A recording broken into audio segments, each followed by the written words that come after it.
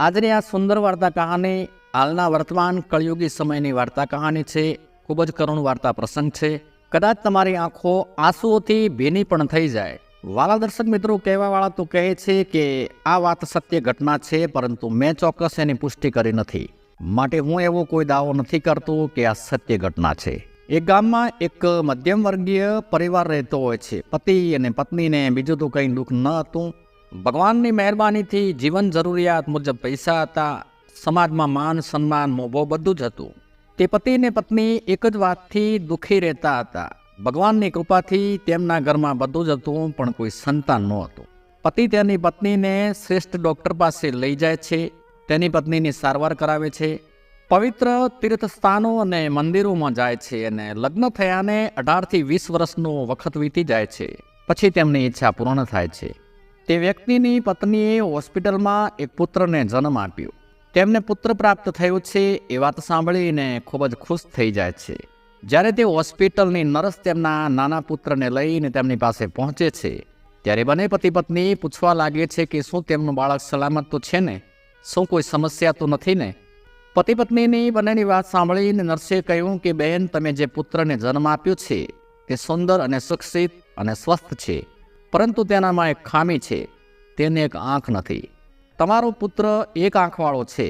આ એકમાત્ર ખામી છે, બાકી બધું બરાબર છે. પ્રિય દર્શકો, જ્યારે તે માને ખબર પડે છે કે મારા પુત્રને એક આંખ નથી, મારો પુત્ર એક આંખવાળો છે, પછી મા તેના પુત્રને ગળે લગાડીને કહેવા લાગે છે કે મારા પુત્રની એક આંખ નથી તો શું થઈ ગયું? મારા માટે તે મારા હૃદયનો ટુકડો છે. કારણ કે એક મા માટે બધા બાળકો સમાન હોય છે. પછી ભલે તે કાળા હોય, સુંદર ના હોય, કોઈ ખોડ ખાંડપણવાળા હોય, તો પણ માને સંતાનો વાલા જ હોય. એ મા એના દીકરાને ખૂબ જ વહાલ કરે છે. આ જોઈને નર્સની આંખો પણ ભીની થઈ ગઈ. તે વિચારવા લાગે છે કે ભગવાને આ બાળકની આંખ કેમ ગુમાવી દીધી છે. ત્યારે બાળકના પિતાએ કહ્યું કે હું મારી એક આંખ તેને આપી દઉં તો શું એ સંભવ છે? એટલે નર્સે કહ્યું કે આ બાળકને આંખનું ઓપરેશન હાલ સંભવ છે, મોટો થયા પછી નહીં. અને તમારી આંખ મેચમેળ ન થાય, પરંતુ તમે તમારી એક આંખને ડોનેટ એટલે કે દાન કરો તો આ બાળકને બદલામાં બાળકની આંખ મળી જાય. એવું જ હોય છે ને, લોહીના બદલામાં લોહી, એમ આંખના બદલામાં આંખ. તે વ્યક્તિ કહે છે કે તે મારો પુત્ર છે, એટલે હું મારી એક આંખ દાનમાં આપીને બદલામાં મારા પુત્રને આંખ અપાવવા માગું છું. મિત્રો, જ્યારે છોકરાની મા આ વાત સાંભળે છે તો તે કહે છે કે જો તમે તમારા પુત્રને આંખ આપશો તો તકલીફ થશે. તમારે કામ ધંધે જવું પડે છે. હજી આપણે આપણા પુત્રને ઉછેરીને મોટો કરવાનો છે. એના માટે ઘરમાં આવક હોવી પણ ખૂબ જરૂરી છે. એટલે તમે આંખ નહીં આપો, હું મારી એક આંખ આપી દઉં. દીકરાની માએ એક આંખ આપી, બદલામાં બીજી આંખ મળી અને દીકરાની આંખનું ઓપરેશન થયું અને એ બાળકને બીજી આંખ લગાવી દીધી. થોડા દિવસો પછી હોસ્પિટલમાંથી રજા મળી. પતિ પત્ની પુત્રને લઈને ઘરે આવ્યા. દીકરાનો ખૂબ સારી રીતે ઉછેર કરવા લાગ્યા. વખત ધીમે ધીમે એની ગતિએ આગળ વધતો ગયો, પરંતુ વિધાતાને કંઈક બીજું જ મંજૂર હતું.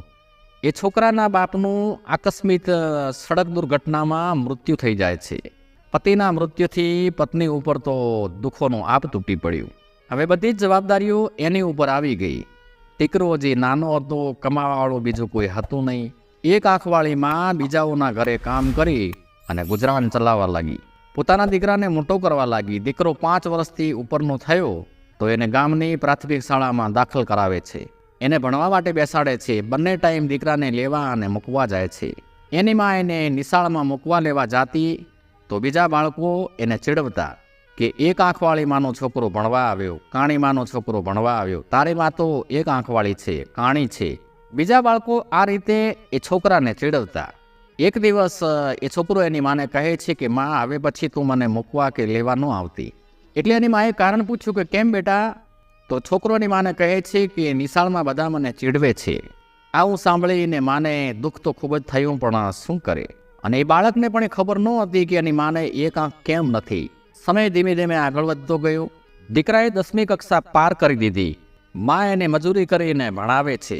દર્શક મિત્રો, સમય ધીમે ધીમે પસાર થાય છે અને છોકરો તેના આખા વર્ગમાં શ્રેષ્ઠ ગુણ મેળવે છે.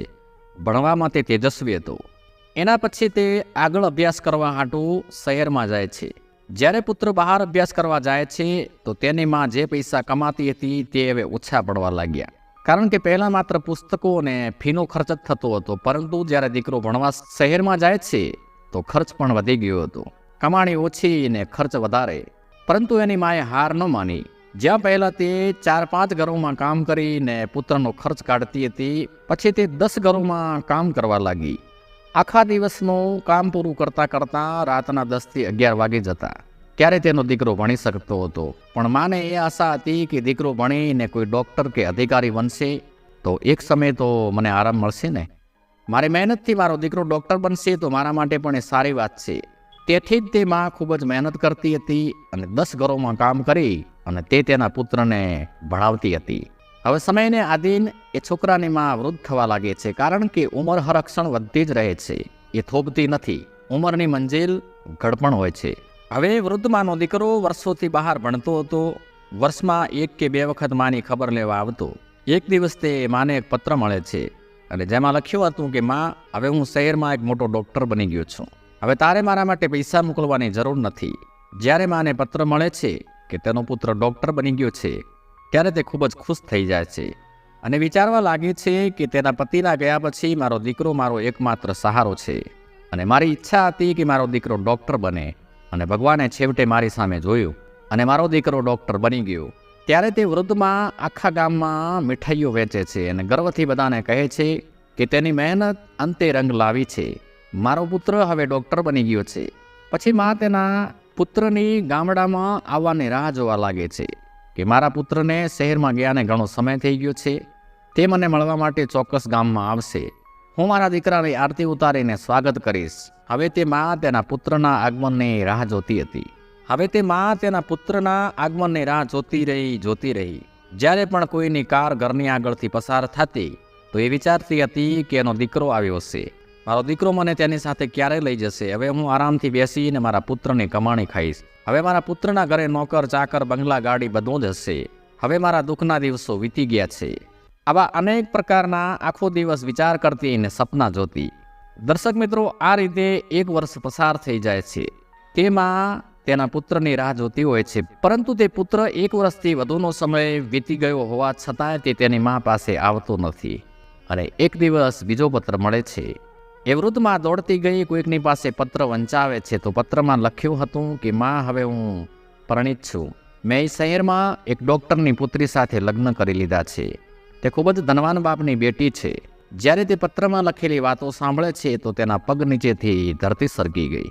તેની આંખોમાંથી આંસુઓની ધાર વહેવા લાગે છે.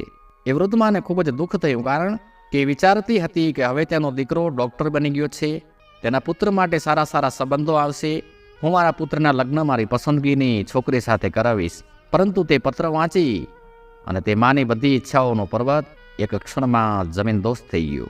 એ વૃદ્ધમાં ભગવાનને ફરિયાદ કરે છે કે હે ભગવાન, મેં એવું શું પાપ કર્યું છે કે મને આટલી મોટી સજા મળી રહી છે? મારા પુત્રને મારા હાથેથી હું સજાવીશ અને મારા આશીર્વાદથી મારા પુત્રના લગ્ન થશે. પરંતુ મારા પુત્રએ તો મને તેના લગ્નમાં આમંત્રણ પણ નથી આપ્યું, મને કહ્યું પણ નહીં. અને આ દિવસ જોવા માટે મેં મારા દીકરાને ઉછેર્યો હતો. આ માટે મેં આટલી મહેનત કરી, બીજાના ઘરોમાં વાસણો કચરા સાફ કર્યા, કાળી મહેનત મજૂરી કરી, દીકરાને ભણાવ્યો, ગણાવ્યો, તેને લાયક બનાવ્યો. મારા પુત્રે મને પૂછ્યું પણ નથી અને લગ્ન કરી લીધા. અને પછી માત્ર એક પત્ર લખે છે કે મેં લગ્ન કરી લીધા છે. વૃદ્ધમાં ગામમાં આંસુ વહાવતી રહી, પરંતુ તેમ છતાંય તે માના મુખમાંથી દીકરા માટે તો માત્ર આશીર્વાદ જ નીકળે છે. વૃદ્ધમાં વિચારે છે કે મારા પુત્રના લગ્ન થઈ ચૂક્યા છે, તેની પત્ની પણ આવી ગઈ છે. હવે શક્ય છે કે મારો પુત્ર અને પુત્રવધુ મને મળવા માટે ગામડે આવશે. હું મારી વહુ દીકરાને જોઈશ, વહુ મારા પગ દબાવશે, હું મારી વહુને આશીર્વાદ આપીશ. આવો વિચાર કરીને વૃદ્ધમાં તેના પુત્ર અને વહુની રાહ જોવા લાગે છે. આ રીતે તેના પુત્રની રાહ જોતા જોતા બીજો 1 વર્ષનો સમય વીતી જાય છે. પરંતુ 1 વર્ષ પછી પણ પુત્ર કે વહુ માને મળવા નથી આવતા. પછી થોડા દિવસો પછી એ વૃદ્ધમાને ત્રીજો પત્ર મળે છે, જેમાં લખ્યું હતું કે માં, હવે ભગવાનની કૃપાથી મારા ઘરે એક દીકરાનો જન્મ થયો છે. જ્યારે એ માને સમાચાર મળે છે ત્યારે તેની ધીરજની સીમા તૂટી જાય છે.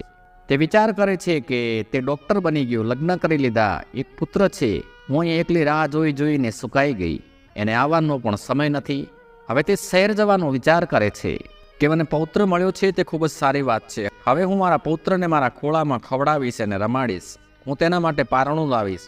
પૌત્ર માટે દુકાનથી પારણું લાવ્યું. પત્રમાં સરનામું હતું. એ વૃદ્ધમાં તો શહેર ઉપડી ગઈ. ટેક્સીમાં બેસીને સરનામા ઉપર પહોંચે છે. 2 માળની બિલ્ડિંગ હતી. દીકરાનો આલિશાન મહેલ જેવો બંગલો હતો. બંગલામાં એક ચોકીદાર રાખેલો હતો, સિક્યુરિટી. ચોકીદારે માજીને ગેટ પર રોકીને પૂછ્યું કે ક્યાં જવું છે? તો કહે છે કે આ ડૉક્ટર સાહેબના ઘરે જવું છે, મારો દીકરો છે.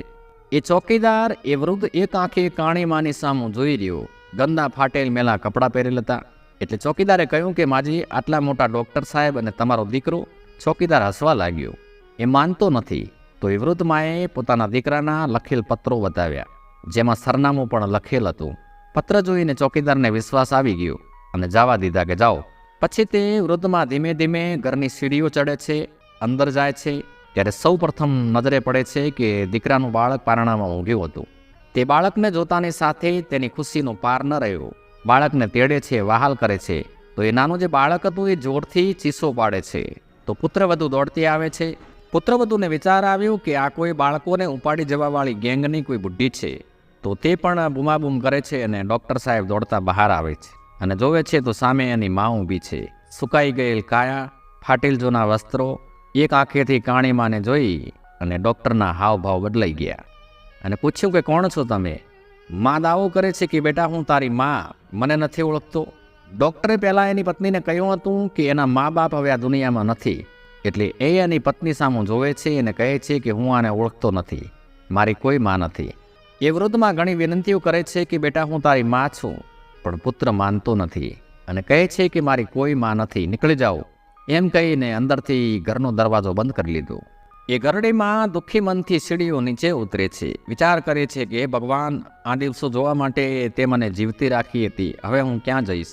જે દીકરા માટે મારું આખું જીવન તેની પાછળ મેં ખર્ચી નાખ્યું અને આજ ધન દોલતના નશામાં એ દીકરાએ મને ઓળખવાની પણ ના પાડી દીધી. जिसे हम हार समझे थे गला अपना सजाने को, वही अब सांप बन के बैठ गया हमें ही डस के खाने को. એ વૃદ્ધમાં નીચે આવે છે. એ ચોકીદારને વિનંતી કરે છે કે બેટા, એ કાગળમાં મને જે હું કહું એટલું લખી આપ. ચોકીદારે દયા રાખીને લખી આપ્યું. દર્શક મિત્રો, એ વૃદ્ધમાએ દીકરાના બંગલા નીચે પોતાનું જીવન ટૂંકાવી દીધું. ડૉક્ટરની પત્ની દોડતી આવી. વૃદ્ધ માતાજીના મૃતદેહને જોયો. હાથમાં એક ચિઠ્ઠી હતી. બૂમ પાડીને એના પતિને બોલાવ્યો. ડૉક્ટર દોડતો આવ્યો. આવીને એ દ્રશ્ય જોયું તો એ પણ થોડીવાર માટે હલી ગયો. એની પત્નીએ ચિઠ્ઠી આપી અને વાંચી તો અંદર લખ્યું હતું કે બેટા, મને ખબર છે મારો દેખાવ, એક આંખવાળો મારો ચહેરો તને પસંદ ન હતો, પણ તું સુંદર લાગે તો બદસૂરત ના લાગે, એટલા માટે મારી એક આંખ મેં તને આપી હતી. કારણ કે તું જ્યારે જન્મ્યો ત્યારે તારે એક જ આંખ હતી. પરંતુ દીકરા, ભલે તે મને ઓળખવાની ના પાડી, પણ મેં તને ઓળખી લીધો છે. મારા આશીર્વાદ હંમેશા તારી સાથે રહેશે. આટલું વાંચીને ડૉક્ટરના પગ નીચેથી ધરતી સરકી ગઈ. પત્ની પૂછવા લાગી કે આ ખરેખર તમારી માં છે? પણ ડૉક્ટર શું જવાબ આપે? હવે પસ્તાવા સિવાય બીજો કોઈ વિકલ્પ ન હતો. વાલા દર્શક મિત્રો, અને અંતમાં મારે એટલું જ કહેવું છે कि माँ बाप की दुआएं कभी खाली नहीं जाती. एक माँ 4 बच्चों को पाल लेती, लेकिन उन 4 बच्चों से एक माँ पाली नहीं जाती. माँ की एक दुआ जिंदगी बना देगी. खुद रोएगी मगर तुम्हें हंसा देगी. कभी भूल के भी माँ को ना रुलाना, वरना जिंदगी तुम्हें रुला देगी. एक छोटी सी गलती पूरा अर्श हिला देगी. खूब खूब धन्यवाद. जय श्री कृष्ण.